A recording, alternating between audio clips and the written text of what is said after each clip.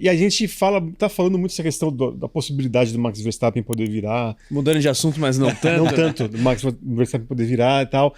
E do campeonato que não empolga, né? E a gente vira e mexe discute aqui essas questões dos pilotos, do real potencial de cada um. E a gente vira e mexe também recebeu, por exemplo, o Rubem Carrapatoso, que viu boa parte dessa turma dos citados aqui, Sim.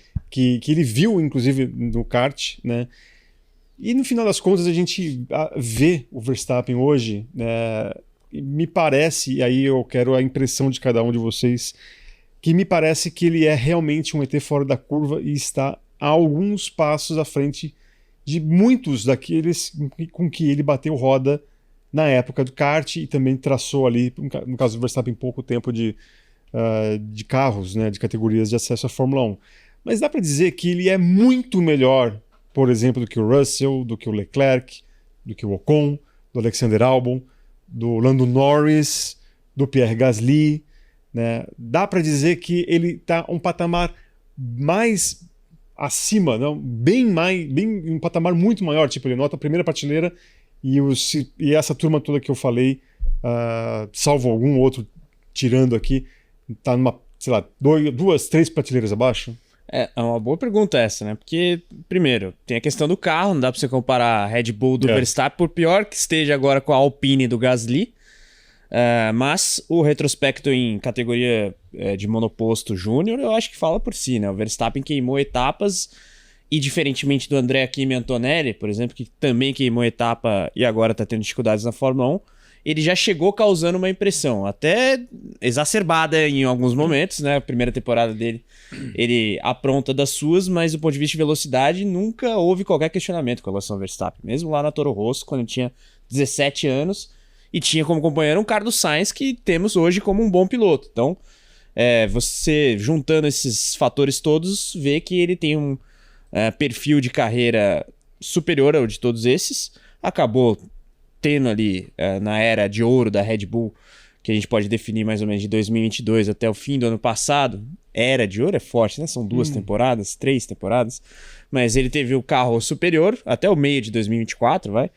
E acho que o que depõe muito em favor do Verstappen é 2021, porque quando ele tinha uma maquinaria ali mais ou menos igual à do Hamilton em termos de competitividade, ele conseguiu ganhar. Tudo bem, um campeonato controverso, mas ele foi o cara que se colocou lá para bater de frente contra o império da Mercedes. E aqui é Hamilton e Mercedes, porque a estrutura da qual dispunha o Hamilton, de fato, era superior. Não à toa, a Mercedes ganhou 8 campeonatos em sequência na Fórmula 1. Isso é algo sem precedente na história da Fórmula 1.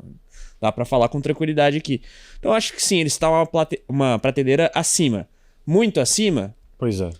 Eu acho que sim, porque, assim, por maior que seja a ponderação que você possa fazer com relação a carro e tudo mais, ele se colocou nessa posição e ele mostrou os resultados desde o primeiro ano dele de Fórmula 1. Ele batia muito, arranjava confusão, mas ele no duelo interno com o Sainz foi amplamente superior. Não é à toa que o Sainz acaba saindo da academia, porque ele fica sem espaço. O Kvyat acaba pagando o pato, né? Porra, esse pagou. Esse pagou em múltiplos frontes, inclusive pessoais, né? Mas enfim, não vou entrar nesse métier aqui. E aí, enfim, a partir do momento que ele teve um carro com o mínimo de competitividade para bater de frente pelo título, ele foi lá e conseguiu. E aqui até, se você olha o fim da temporada 2020, que a Red Bull ainda estava aquém da Mercedes, e ele ganhava a corrida, ganhou o GP de Abu Dhabi aquele ano. Então sim, ele estava uma prateleira acima. O que a gente poderia fazer como exercício? Fazer as prateleiras do atual grid, não contando apenas os pilotos jovens. É fato que, sei lá, ainda hoje você tem uns veteranos numa prateleira abaixo do Verstappen e acima dos outros jovens talentos. Porque, obviamente, quem percebeu, eu não coloquei aqui, por exemplo, o Oscar Piastri, que eu acho que ainda é mais jovem, não teve ali... Você falou dos contemporâneos. Os contemporâneos do Verstappen. Sim. Porque, assim, eu me pego ainda muito dos depoimentos do Carrapa, né, por causa de ele ter visto essa turma toda bater roda no kart. Né, e ele sempre destacou o ET é o Verstappen, né? Mas ao mesmo tempo você não via, por exemplo, o Leclerc tão abaixo assim como a gente... Mas ele não tá tão abaixo. Então. Porque o que você falou é muito importante que se traga para o debate. A gente não consegue comparar um cara que tá com um carro e o outro que tem um carro completamente diferente. E é isso que Às vezes as pessoas ficam brigando se o Hamilton é melhor que o Verstappen. A gente nunca vai saber, porque eles nunca sentaram no mesmo carro. E se sentassem no mesmo carro, pode ser que um se adaptaria com um estilo e o outro não, ou pode ser que fosse o contrário. Então, o mundo das corridas tem muito isso. E a gente vê diversos caras que analisam a questão da pilotagem, de como é feito o carro da Red Bull, tudo falando, é feito para o Verstappen. Mas você acha que as outras equipes não fazem para os próprios pilotos? Cada um tem a sua base para seguir em frente. Eu acho que ele está acima, e eu acho que ele está bastante acima. Eu vejo dessa forma. Posso ser um pouco clubista, porque eu torço pelo sucesso dele?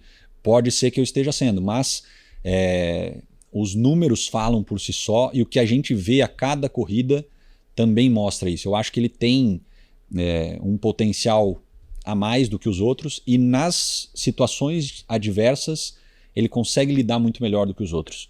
Isso tem sido um negócio muito interessante de ver. Já há algum tempo. Já há algum tempo. E outra coisa que também a gente tem que colocar na conta, tem muito cara que está ali pelo glamour, por simplesmente estar na mídia. O cara gosta de correr? Gosta, mas ele está ali e não está se dedicando ao máximo. O Max, na época que ele ganhava, dominante, ele queria humilhar todo mundo. Ele queria fazer todo mundo ver que ele era o maior da história. Hoje que ele não tem o carro dominante, ele continua querendo. Ele não desanimou.